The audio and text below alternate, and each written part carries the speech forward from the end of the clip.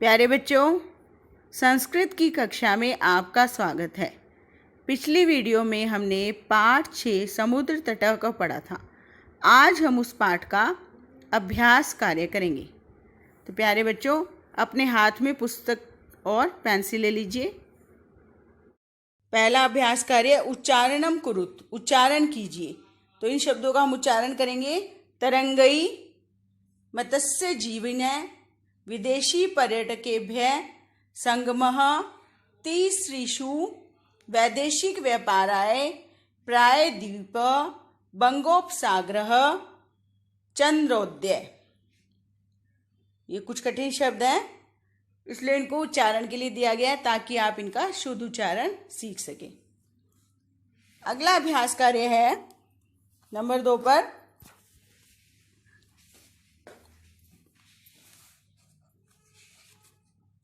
अधोलिखिता नाम प्रश्ना नाम उत्तरम लिखत। नीचे लिखे प्रश्नों के उत्तर लिखिए।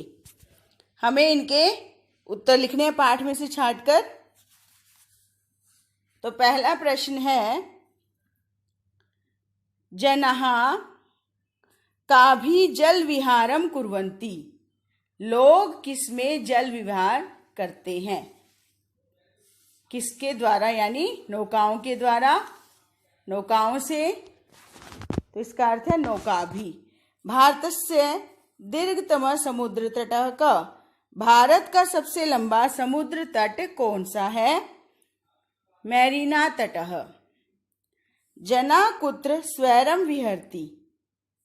जना कुत्र स्वैरम विहरन्ति।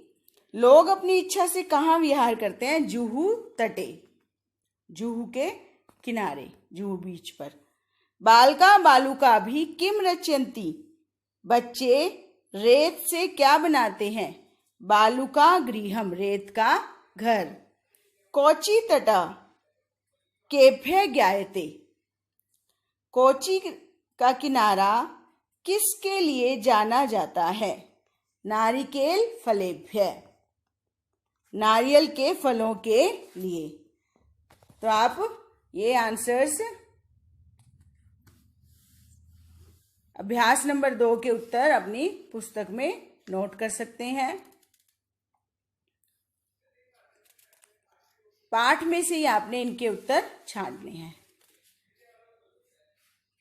पहला नौकाभि, दूसरा मैरीना तटः, तीसरा जुहू तटे, अगला है बालुका गृहम और अगला है नारिकेल फलेभ्य, नारियल के फलों के लिए। अगला अभ्यास कार्य है नंबर 3। मंजूषातः, मंजूषा से, मंजूषा का मतलब जो क्लू बॉक्स आपको दिया गया है। पदानि चित्वा, मंजूषा से पद चुनकर, शब्द चुनकर रिक्त स्थानानि पूरयत, रिक्त स्थानों को पूरा कीजिए। तो हमने ऊपर से शब्द छाटने। बंगोपसागर का मतलब है बंगाल की खाड़ी। प्रायद्वीपः का अर्थ है ऐसी धरती जो 3 तरफ से समुद्र से, पानी से घिरी हुई हो। पर्यटनाय घूमने के लिए, क्रीड़ा खेल, संगमः संगम। तो पहला है कन्याकुमारी तटे त्रयाणाम सागराणाम डैश भवति। कन्याकुमारी के तट पर तीनों सागरों का क्या होता है? संगमम, संगमः संगम। भारत देशः, भारत देश को क्या कहा जाता है? प्रायद्वीपः। जना समुद्र तटम डैश आगच्छन्ति। लोग समुद्र के तट पर डैश आते हैं। किस लिए आते हैं? पर्यटनाय, घूमने के लिए। बालेभ्य डैश रोचते। बच्चों को क्या अच्छा लगता है? क्रीड़ा, खेल। भारतस्य पूर्व दिशायाम बंगोपसागरः अस्ति। भारत की पूर्व दिशा में बंगोपसागर, बंगाल की खाड़ी है। तो यहाँ पर आप उत्तर देख रहे हैं। फिर से एक बार पढ़ लीजिए। संगमः, प्रायद्वीपः, पर्यटनाय, क्रीड़ा, बंगोपसागरः। उसके बाद अब चौथा अभ्यास कार्य करेंगे। इसकी हेडिंग है यथा योग्य योज्यत। मिलान करना है, यहां पर हमें शब्दों का मिलान करना है। आप अपनी पुस्तक में नंबर डालकर अंक लिखकर मिलान कर सकते हैं। तो ये देखिए, पहला है समुद्र तटः, समुद्र का किनारा। क्या किस लिए आते हैं लोग समुद्र के किनारे? पर्यटन आए, घूमने के लिए। क्रीडनकम, खिलौना, खिलौना किस काम आता है? खेलनाए, खेलने के लिए। दुग्धम, दूध हमें क्या किस काम आता है? हमारे पोषणाए, पोषण के लिए, शक्ति बढ़ाने के लिए। दीपकः, और दीपक जलाने से क्या होता है? प्रकाश, प्रकाशाय, प्रकाश के लिए इस्तेमाल होता है। विद्या, और विद्या ज्ञानाय, ज्ञान प्राप्त करने के लिए। तो आप इनके उत्तर देख लीजिए सामने। सही उत्तर भी लिख सकते हैं, और या फिर आप अंक डालकर 1 2 3 4 5 अंक डालकर भी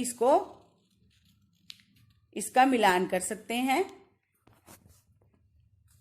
ये देख लीजिए इसके उत्तर।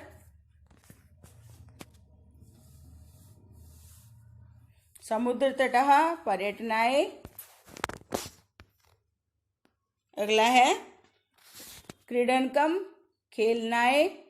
दुग्धम, पोषणाय। दीपकः, प्रकाशाय। विद्या, ज्ञानाय। अगला प्रश्न है, ब्रैकेट में जो वर्ड्स दिए गए हैं, आप अपनी पुस्तक भी साथ साथ खोले रहें। ब्रैकेट में जो वर्ड्स दिए गए हैं उनमें हमें तृतीया विभक्ति का प्रयोग करना है, और तृतीया विभक्ति का प्रयोग करके हमने खाली स्थान को भरना है। ये देखिए, हेडिंग क्या है? तृतीया विभक्ति प्रयोगेन रिक्त स्थानानि पूरयत। तृतीया विभक्ति के प्रयोग से रिक्त स्थानों को पूरा कीजिए। तो इसमें यथा एक एग्जाम्पल दिया गया है। व्योमः मित्रेण सह गच्छति, व्योम मित्र के साथ जाता है। तो यहां पर मित्र की तृतीया आ गई, मित्रेण। अब अगला है, बालकः डैश सह पठन्ति, बच्चे डैश के साथ पढ़ते हैं। तो बालिका भी। उसके बाद तडागः डैश विभाति, तालाब किससे शोभा पाता है? कमलई, कमल के फूलों से। अहमपि, अहमपि का मतलब है अहमपि, मैं भी डैश खेलामी, खेलता हूं। कंदुकेन, गेंद से। अश्वः डैश सह धावन्ति, घोड़े डैश के साथ दौड़ते हैं। अश्वही, तृतीया विभक्ति का प्रयोग होगा अश्वई। मृगा डैश सह चरन्ति, मृगई। मृगई का अर्थ है मृगों के, सह का मतलब साथ। अब इनके आप उत्तर एक बार फिर से देख लीजिए।